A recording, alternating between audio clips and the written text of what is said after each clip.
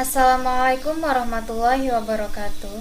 Saya Aulia Filosofia, mahasiswi Pendidikan Matematika kelas 4D, Fakultas Tarbiyah dan Keguruan UIN Suskaryau. Di sini saya akan menjelaskan tentang rincian minggu efektif dan tidak efektif, program tahunan, program semester, serta silabus yang telah saya buat. Saya membuat ini untuk memenuhi tugas akhir mata kuliah Desain dan Pengembangan Kurikulum.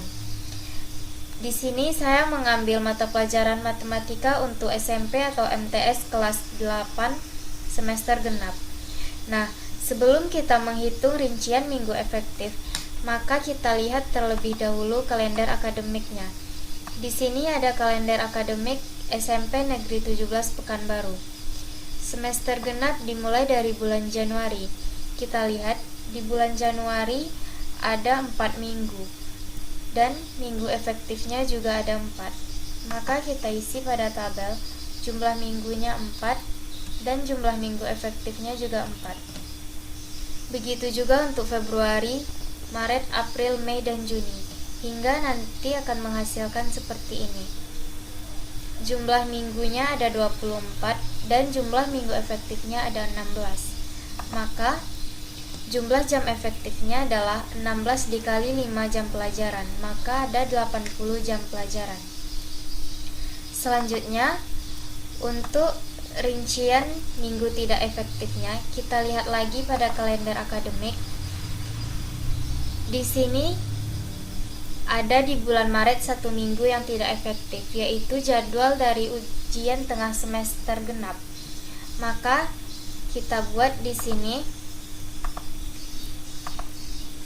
ujian tengah semester, jumlah minggunya adalah 1.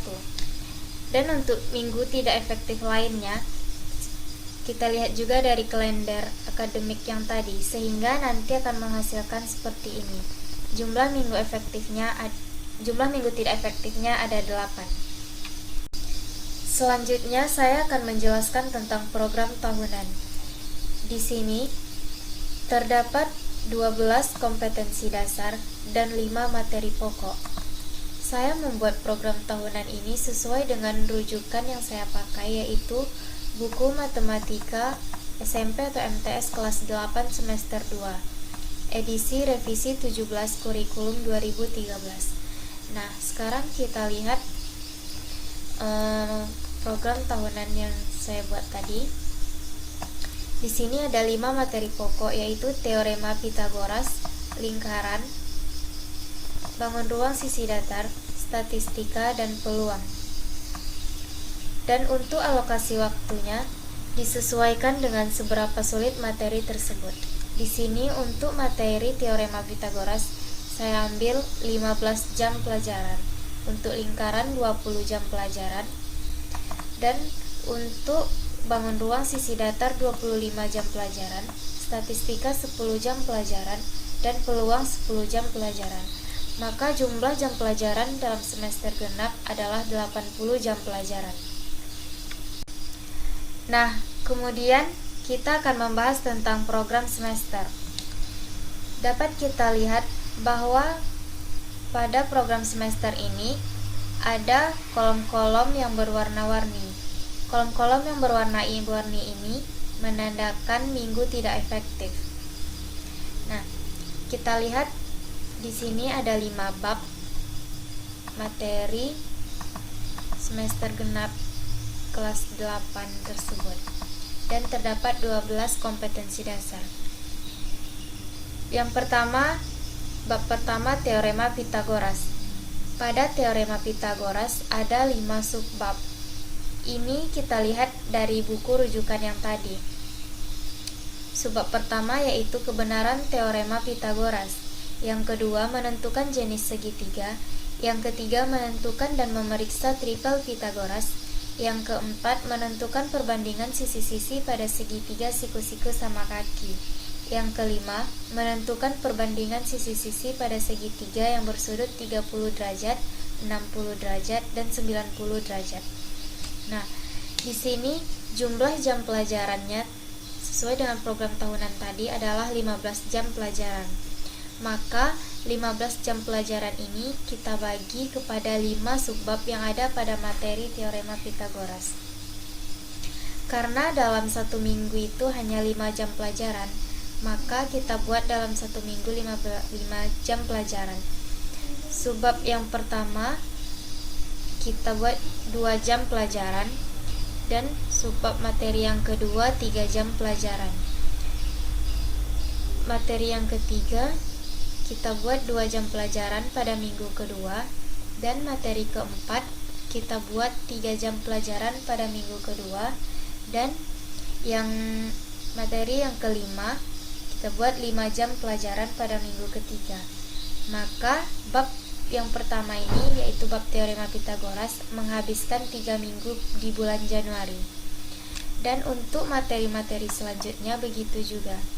Kita bagi lokasi waktunya, jam pelajarannya sesuai dengan kesulitan materi. Selanjutnya, kita akan membahas tentang silabus. Di sini terdapat kompetensi inti yang telah ditetapkan oleh pemerintah dan tidak bisa dirubah lagi. Nah, kita lihat silabus. Silabus ini adalah tentang materi teorema Pitagoras. Sesuai dengan kompetensi dasar teorema Pitagoras tadi ada 2, yaitu menjelaskan dan membuktikan teorema Pitagoras dan triple Pitagoras. Kompetensi dasar yang kedua, menyelesaikan masalah yang berkaitan dengan teorema Pitagoras dan triple Pitagoras. Nah, selanjutnya ada materi pembelajaran atau sama dengan subbab pada materi teorema Pitagoras tadi. Ada 5 subbab, yaitu kebenaran teorema Pitagoras, menentukan jenis segitiga, menentukan dan memeriksa triple Pitagoras, menentukan perbandingan sisi-sisi pada segitiga siku-siku sama kaki, dan yang terakhir menentukan perbandingan sisi-sisi pada segitiga yang bersudut 30 derajat, 60 derajat, dan 90 derajat. Kemudian, indikator pencapaian. Indikator pencapaian ini kita dapat dari kompetensi dasar yang 2 ini tadi. Nah, karena di sini kompetensi dasarnya menjelaskan dan membuktikan serta menyelesaikan masalah yang berkaitan dengan teorema Pitagoras, maka dapat kita buat indikator pencapaiannya, yaitu siswa mampu memahami rumus dari teorema Pitagoras, dan siswa mampu menjelaskan bunyi teorema Pitagoras, siswa mampu menjelaskan sisi-sisi pada segitiga siku-siku, siswa mampu memahami 3 bilangan yang merupakan panjang sisi-sisi segitiga siku-siku, siswa mampu menuliskan 3 bilangan ukuran panjang sisi segitiga siku-siku atau triple Pitagoras, kemudian menyajikan hasil pembelajaran teorema Pitagoras dan triple Pitagoras, dan menghitung panjang sisi-sisi segitiga siku-siku, menghitung panjang diagonal bangun datar, menyelesaikan masalah dalam kehidupan nyata, menyelesaikan masalah yang berkaitan dengan teorema Pitagoras, dan yang terakhir dengan penerapan teorema Pitagoras dan triple Pitagoras. Nah, itulah indikator pencapaian yang kita dapat dari kompetensi dasar ini tadi. Kemudian ada kegiatan pembelajaran. Kegiatan pembelajaran ini yang nantinya akan kita lakukan kepada siswa. Ini juga didapat dari buku yang rujukan kita pakai tadi dan juga dari kompetensi dasar. Nah, kegiatannya yaitu mencermati permasalahan sehari-hari yang berkaitan dengan teorema Pitagoras. Misalnya bentuk rangka atap, tangga, tali, penguat tiang menara. Kemudian kegiatan yang kedua dapat berupa melakukan percobaan untuk membuktikan kebenaran teorema Pitagoras dan triple Pitagoras. Kegiatan yang ketiga menyajikan hasil pembelajaran teorema Pitagoras dan triple Pitagoras. Kegiatan selanjutnya menyelesaikan masalah yang berkaitan dengan penerapan teorema Pitagoras dan triple Pitagoras. Nah, selanjutnya ada alokasi waktu. Alokasi waktunya di sini adalah 15 jam pelajaran, karena pada teorema Pitagoras di atas tadi alokasi waktunya 15 jam pelajaran. Kemudian penilaian. Di sini terdapat dua bentuk penilaian, yaitu penilaian sikap dan penilaian pengetahuan. Penilaian sikap berupa observasi, yaitu mengalami ketelitian dan rasa ingin tahu dalam mengerjakan tugas, menyimak penjelasan atau presentasi peserta didik mengenai teorema Pitagoras. Sedangkan penilaian pengetahuan yaitu berupa penugasan. Ada tugas terstruktur, mengerjakan latihan soal-soal, dan ada juga tugas mandiri, mencatat atau mencari informasi. Kemudian tes tertulis, mengerjakan soal yang berkaitan dengan teorema Pitagoras. Nah, yang terakhir adalah sumber belajar. Di sini saya mengambilnya dari buku Matematika Kementerian Pendidikan dan Kebudayaan edisi revisi Jakarta Kementerian Pendidikan dan Kebudayaan 2017. Kemudian Matematika Jilid 1 untuk SMP kelas 8, dan kemudian terakhir saya ambil juga dari internet.